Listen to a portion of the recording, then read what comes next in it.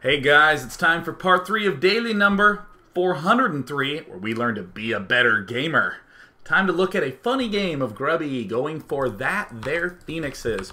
We're going to see what are some similar themes. Well, I don't know, getting a lot of gateway units out at the start, getting a fast second gas, doing all that sort of good fun stuff, except it's going to look like Blast Kami does something somewhat in the same vein. We're going to go through this game quite quickly because I want to make absolutely certain that we get to the lost game that Grubby does with his phoenixes. And take a look at something. Oh yeah, at your questions. And then of course after that we'll be doing Electronic Arts versus Microsoft in the After Hours Gaming League Week 1. If you're watching live, stick around. If you're not watching live, go find it on the archives. So we see Grubby do this again, double chrono boost on this gateway. And what does he see? Well, as he's pushing his opponent back, he actually chrono boosts a third time. Or, excuse me, I guess builds a stalker the third time. Must have been confusing it with another game. But getting all these stalkers out super quickly as he sees his opponent is being slightly passive. It's very easy to think to yourself, okay, well if I'm going a Stargate build, it's all about the Stargate. How do I stay alive until I get the Stargate? So you probably watched the first two games and thought, oh cool, I see how those 3 stalkers helped us stay alive. But those 3 stalkers can be just as important a part of the build in terms of attacking as this little Stargate can. How we get there is not just about defense. So as Grubby identifies that his opponent is showing a little bit of weakness, Grubby is just going to take his stalkers and go to town. Very simple, just moving in with 2 stalkers quickly. Because he got these first shots off, look at this, invading his opponent's base. And suddenly it looks like Blast Kami, the opponent, was also going phoenixes. Oh, we still get this chance to poke into the base, mess up our opponent just a little bit, and then head right on home. There's a couple other builds, like what we just saw, where if you get these 3 stalkers quickly, or more significantly, if you can identify that your opponent is going to be in a little bit of a tight spot in the early game, if he's looking a little bit weak, then you can easily just punish with those early few gateway units. Another player who does this quite a bit is Elfie, doing cool stuff. So we have these ridiculous Phoenix micro battles, that's cool. I wanted to note, though, a general theme that we will see in the matchup with any build. In Zerg vs. Zerg or Protoss vs. Protoss, if you're both doing kind of the same thing, an excellent general strategy is to devote hard to building a ton of units. Not only does this help you stay alive, but if your opponent gets a little bit too overly greedy, you just go over and kill him with your higher amount of units. Very common in these Roach Ling battles. In Zerg vs. Zerg, pretty common in a lot of gateway-focused stuff in this matchup. Grubby trying to make a happy face, but instead making a guy who's chewing on a hat.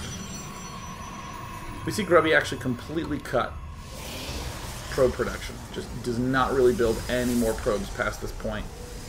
Instead devotes a lot more of his time to just building units and doing general aggression type tactic stuff. But the big difference between what Grubby's doing and what the opponent is doing is that Grubby is being incredibly active. He's focusing more on gateway units with these Stargate units as support. Look at that, still not that many more probes have been made. Just one every now and again.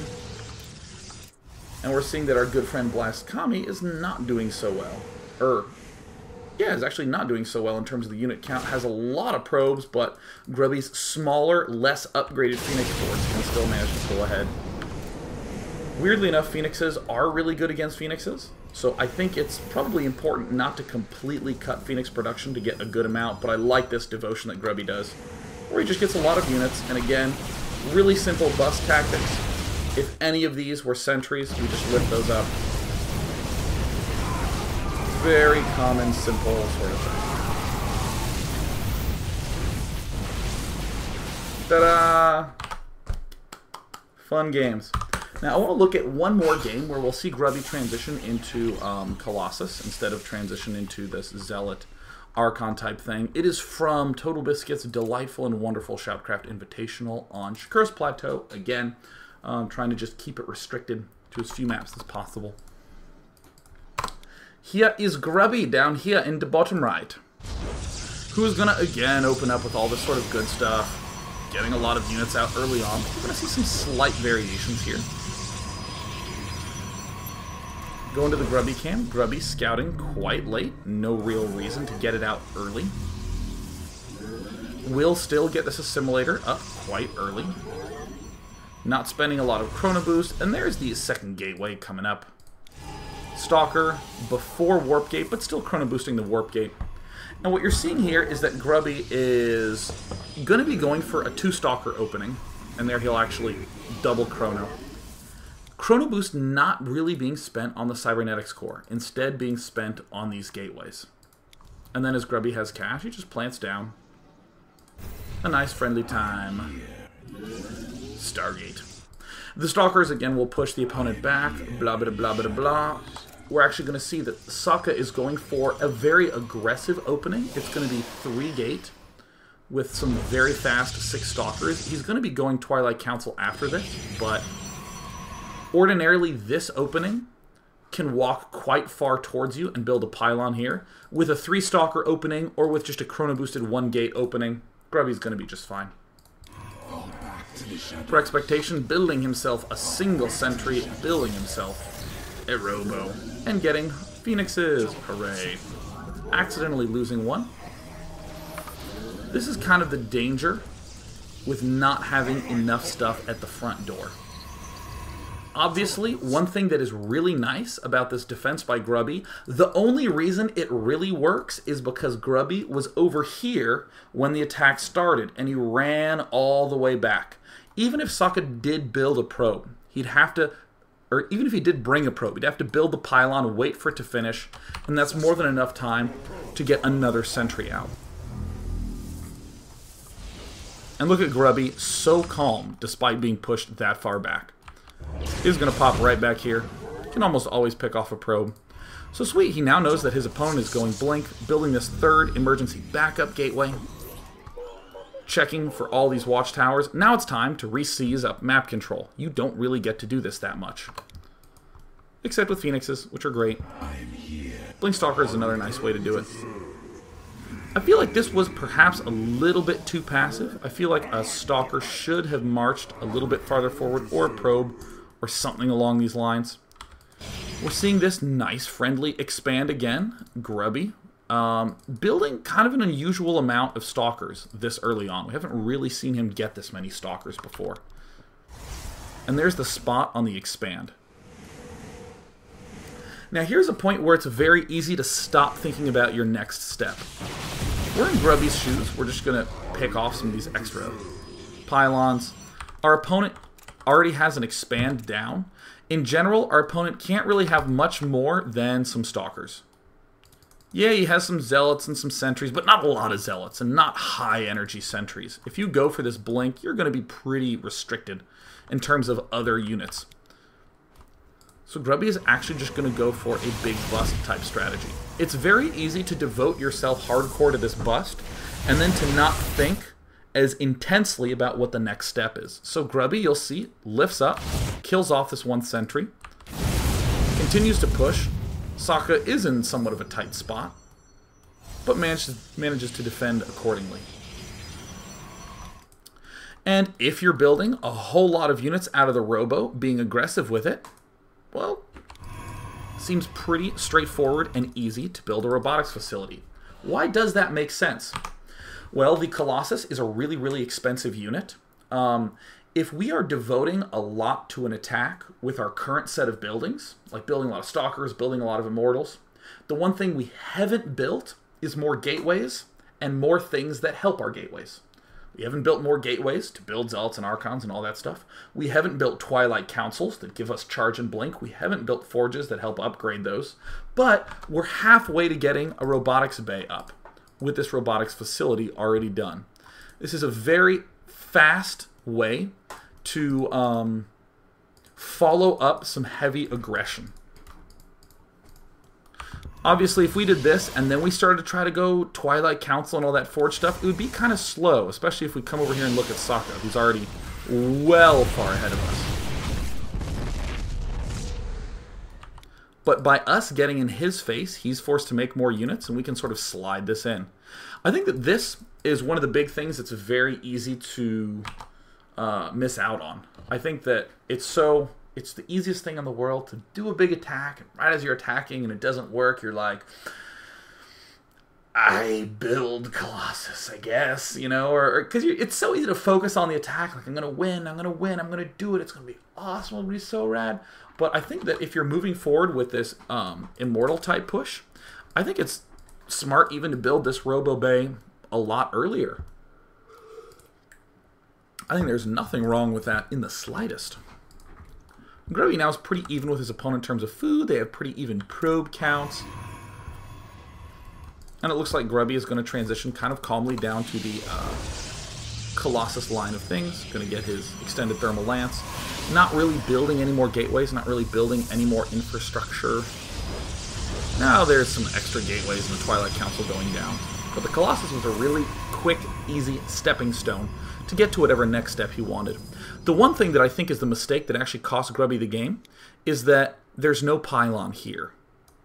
We're going to see what I'm talking about in a moment.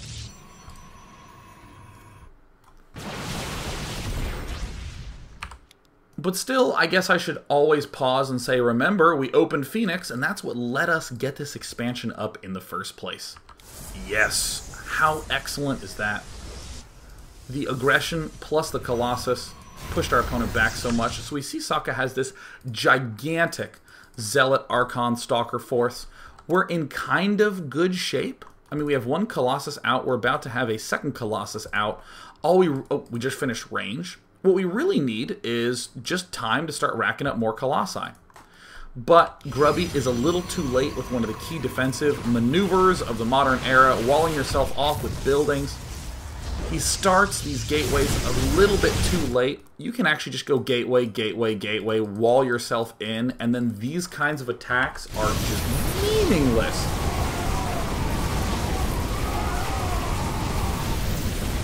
But Grubby ends up suffering a little bit of a loss. And I think a little bit of it is that this push at the front, I think may have been slightly Stalker heavy. I think that he could have gotten the robotics facility a smidge earlier and then walled himself in and been in a really, really nice position. Sokka was always on the defensive, had a really nice snapback attack with this moment right here. But I want to get all meta on you for a moment and notice that much of the start of every game was talking about what the Phoenix did, how we're pushing back, what to do with this time we bought, how to respond to things our opponent said. And then we got to a point where I almost stopped talking about Phoenixes. I was talking about things like, well, maybe get Forges here. No, you know, I think that maybe Templar would be a little weak here. Ooh, I really like Immortals here. All these sorts of things. And what's so exciting about those sorts of discussions is it means that Protoss versus Protoss is not in this gross dead period that it used to be in. No matter what level you're playing at, the worst feeling is looking at a situation and saying, yeah, I have no idea what I should have done. No clue at all. That's the grossest feeling ever. With this Phoenix type play, it always feels like there's something new to try, some new direction to go in, to travel along. The important thing is you need to treat it as a recipe. I'm going to mix in some Immortals in here. Let me try to mix in some Zealot with leg speed there. See how it tastes for me. Feel free to bash on yourself. Or excuse me, feel free to bash on the play you did, but not on yourself. Don't do that. Be nice to yourself. And laugh. Ha ha ha. Wow. Woo! Oh, man. Ugh. No gateways at the front. Whoopsie daisies. I think it could have been quite nice and quite easy to defend. But I'm so excited about the way that this Phoenix play feels because it's just very different from the feel of a lot of other things. Like Blink Stalker Observer, have to have really good control, have to be very aggressive here. It's less questions like, do I get an upgrade? Do I get Zealot legs? Do I get more Immortals? And it's more of things like, did I kill off enough pylons around the skirts of his base? Should I have been more aggressive? Should I have pulled back? It's a little bit clearer, so I like that. I don't want to say better or worse, but what I want to say is that I personally find it more fun. It feels like there's more things to fiddle and diddle around with. I'm going to go ahead and open up Markio's infamous and awesome question grabber. And we're going to take some questions. We're going to start it up. And I'd like to again note that the After Hours Gaming League Week 1 commences right after the daily. And for future dailies, it will commence directly after Wednesdays. That's right, After Hours Gaming League will be casted by me live every Wednesday with a little bit of recap action of what else is going on in the league, so that way you never get lost. Alright, cool. Excellent. I have a lot of questions from last week in the question grabber from Thorzane's point of view. But Thorzane does not play Protoss. Here it comes. I'm hitting the refresh. Hitting the refresh.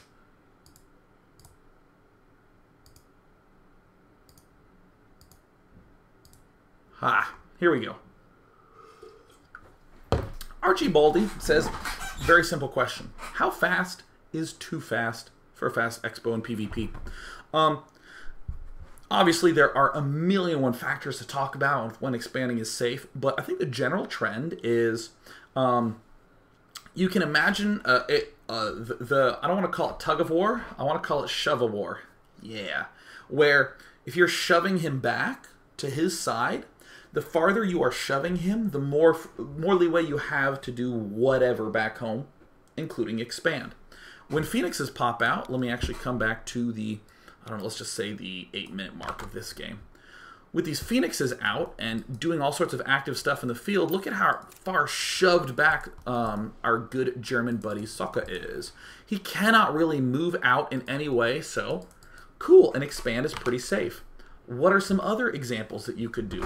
Well, you could do something like, there are some weird one-gate expands that you can do, where you have to be very careful about identifying what your opponent is doing.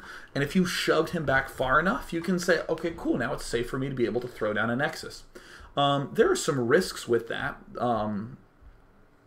Yeah, sure, I'll go into them now. There's a big risk with this, which is that if your opponent 4-gates you, and you can recognize it, no problem. You just build the gateways yourself. You have to be a little bit tricky with the micro, but it's fine. You can throw on the expand if he's not 4-gating. Cool.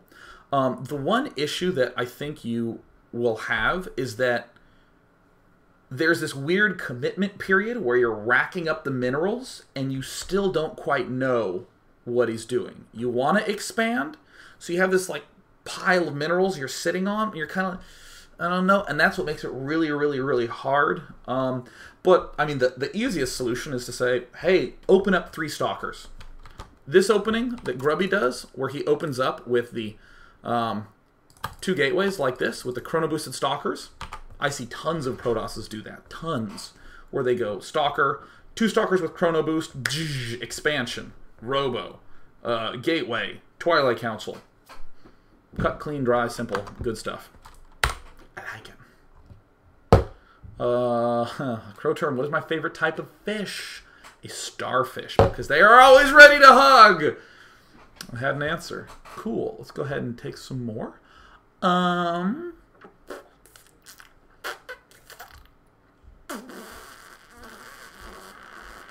Gamer Glitch asks a great question. Day 9, how do you think Void Ray Immortal Zealot compositions would play out after opening similarly to the first game we watched? The Void Ray is increasingly becoming a really interesting possible decision choice, because there are players who will be doing like 1 base Colossus into expand on Shakuris. Really common. So if you suddenly start making air units, could be potentially disastrous for that player. And I don't just mean surprise Void Rays. I mean he devotes all this money to Colossus and all this gas into getting the range, and a lot of Colossi started early. Then he sees Void Rays and he goes, shit, I have to get more stalkers, which costs gas, and maybe I need to even get some blink up, and that costs time and gas. This is a pain in the butt. And with all that time, you can obviously build more Void Rays, but you can get an expand up, do other fancy things. I think that in Game 1 it probably would have gone pretty weakly, because in that first game against Real, you'll note that the Phoenixes, or excuse me, you'll note that Real only really ever built like 8 to 12 stalkers, and then he just stopped. Cold stopped. And the rest of his force was Zealot Archon in huge numbers. There's a real danger of being overrun in the Zealot Archon division. You might think, well, I have so many Void Rays, I'll just kill off all his stalkers, lose half my Void Rays, but now it's just, you know, my Void Rays against his Archon Zealot, and I can position my Void Rays and be safe. And the answer is, yeah, you can. And your Zealot Immortal Force will just evaporate immediately, and then you have 6 to 10 Void Rays running around in your main base as Zealots are killing it off. It's sort of this weird... It's kind of like the way that a lot of ZVPs look, where there's like the Zerg making only roaches, and the Protoss making a lot of air, but he just can't kill the roaches fast enough. It's kind of like that. Yeah. So I don't know. I think that there are opportunities to do it, but I'm more interested in things where, let's say, I open up with 3-gate, put pressure on, and I'm expanding, and I see that you're going Colossus. I think it's really interesting, the idea of, what if I build 2 Stargates right now? I think that that does have some cool potential. I will now take one more question. Let me see here.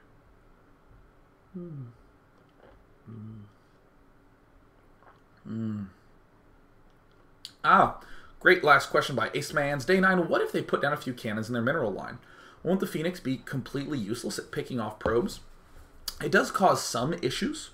I mean, obviously, it makes it harder to hit their worker line, but that's a lot of money that you have to devote to building, like, a cannon right there that can cover everything. Because, I mean, if you just look at a mineral line, if they put a cannon here, basically defending these probes, then it means that these ones are still really threatened on this side. So maybe you would build one here, and then the gas ones are still threatened. It's hard to be completely safe. It'll help zone the Phoenixes, kind of shove them back around this invisible circle.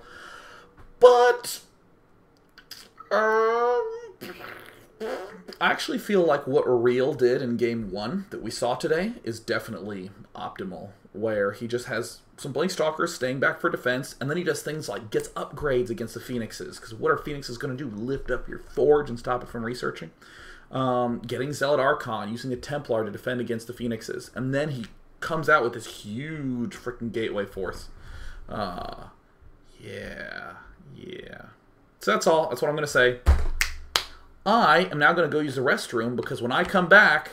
Oh, that's not the right overlay. Let's go to scene 7, computer. Yeah, there we go. There's the After Hours Gaming League. Coming up in just a second. And as you note, because I'm a responsible bear, I already have this scene set up. Yeah. Oh, yeah. All right, guys, I'll see you in a second.